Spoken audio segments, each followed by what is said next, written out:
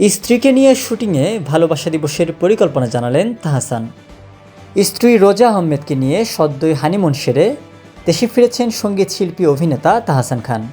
এসেই নিজের কাজে মন দিয়েছেন তিনি। এরই মধ্যে স্ত্রী রোজা আহমেদকে সঙ্গে নিয়ে একটি গানের শুটিংয়ে দেখা গেল তাহসানকে। সামাজিক যোগাযোগ মাধ্যমে ছড়িয়ে পড়া সেই শুটিংয়ের একটি ভিডিও দেখে নেটিজেনরা অনুমান করেন নিশ্চয়ই তাহসানের নতুন কোনো গানের মুখ হতে যাচ্ছেন রোজা আহমেদ।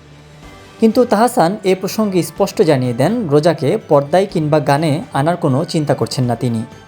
সম্প্রতি গণমাধ্যমের মুখোমুখি হন তাহসান। সেখানে তার কাজ প্রসঙ্গে নানান আলোচনা করেন সঙ্গীতশিল্পী।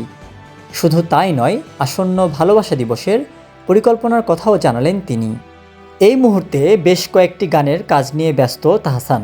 আসন্ন ছবি জঙ্গলিতেও জনম জনম নামে একটি গানের কাজ করছেন তিনি। এছাড়াও এবারের ভালোবাসা দিবস উপলক্ষে থাকছে তাহসানের বেশ কয়েকটি গান, যা নিয়েই মূলত তাহসানের ভালোবাসা দিবসের পরিকল্পনা। ভালোবাসা দিবস প্রসঙ্গে তাহসানের ভাষ্য, একটা সময় ভালোবাসা দিবস মানেই ছিল ভক্তদের কাছে আমার নাটক, আমার কাজ। তবে শেষ কয়েকটি ভালোবাসা দিবসে কাজ তেমন হয়নি, অভিনয় প্রায় ছেড়ে দিয়েছি। ভালোবাসা দিবসের মর্যাদা তাহসানের কাছে কতটা, সে প্রসঙ্গেও কথা বলেন তাহসান।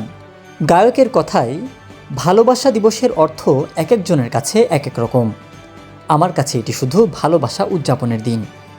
৩৬৫ দিনের মাঝে ভালো একটা মুহূর্ত উদযাপনের জন্য কয়টা দিনই বা আছে। আমার মনে হয় মানুষ জাজমেন্টাল না হয়ে অন্তত এই একটা দিন খুব সেলিব্রেট করুক।